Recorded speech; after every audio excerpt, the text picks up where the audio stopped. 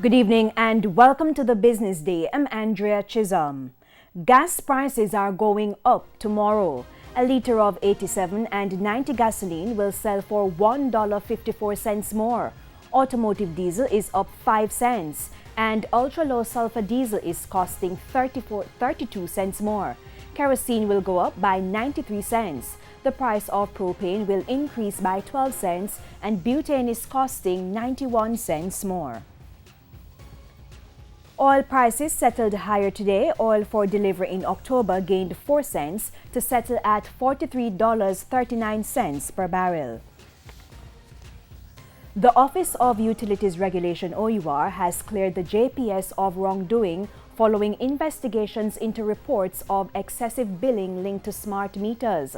The report published late last month found that JPS's new meters are performing satisfactorily.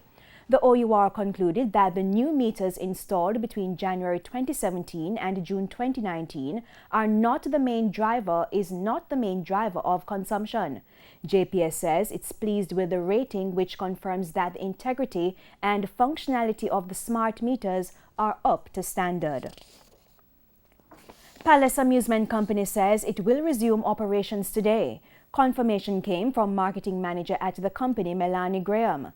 The company closed its cinemas in August 22 due to new curfew hours which affected regular show times. Ms. Graham says with the reopening, all cinemas will have one early show with limited number of auditoriums. At Ligani, we will only be opening one auditorium, the bigger of the two. At Carib, it will be 3 that we're opening. Portmore, it will be 3. And at Multiplex in Montego Bay, 3.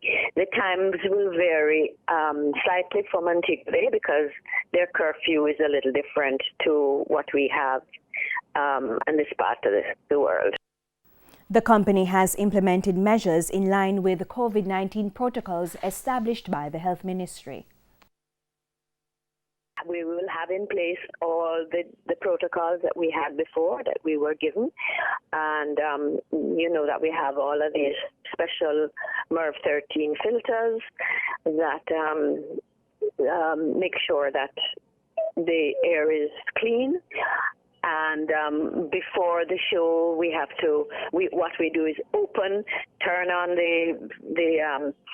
the fan part of the air conditioning and blow out all of the air inside the auditorium, so we have fresh air coming in, and then we close up and air condition. In the meantime, Ms. Graham is appealing to patrons for their cooperation during the new norm. The motion picture industry has seen a global downturn with no unpredictable time frame for recovery. The company's office of Jamaica's Kingston office has been placed on immediate lockdown after a staff member tested positive for COVID-19. Public Relations Officer Kawain Farron says the premises will benefit from deep cleaning and sanitization. Staff members who may have been exposed have been advised to quarantine for 14 days. The agency's Montego Bay office will remain open. Customers will, however, experience delays in obtaining services since the Kingston office processes documents. Mr. Farron noted that the company's office is not sure how it will soon reopen, as they are currently awaiting advice from the Health Ministry.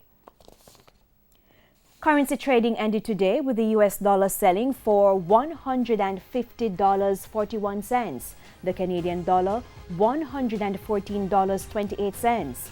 The pound closed at $199.47, while the euro ended the day at $181.05. The JSE index gained 2,872 points today, and the junior market index is up 26 points. Among the winners were Carib Cement, Trans-Jamaican Highway Company Jamaican dollar shares, AMG Packaging and Paper, Express Catering, and Siboney Group. On the losing side were CAC 2000 9.5% preference shares, Trans-Jamaican Highway Company US dollar shares, Cygnus Credit Investments US dollar shares, QWI Investments, and Sagicor Select Funds Manufacturing and Distribution. And that's it for the Business Day. I'm Andrea Chisholm. Good evening. The Business Day, brought to you by. From your first child to grandchild, we've been helping to put a smile on your face. Sagicor, celebrating 50 strong years.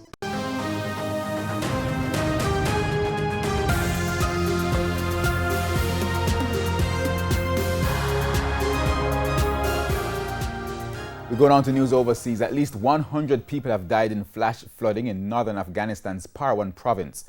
In addition to the fatalities, Afghanistan's Disaster Management Ministry said dozens were injured, hundreds of homes destroyed, and more than 1,000 people displaced. Ground and air support have been sent to help those trapped. Torrential rain struck the province early this morning while people were asleep. Officials say the number of casualties may continue to rise as rescue teams work to locate people buried under the rubble.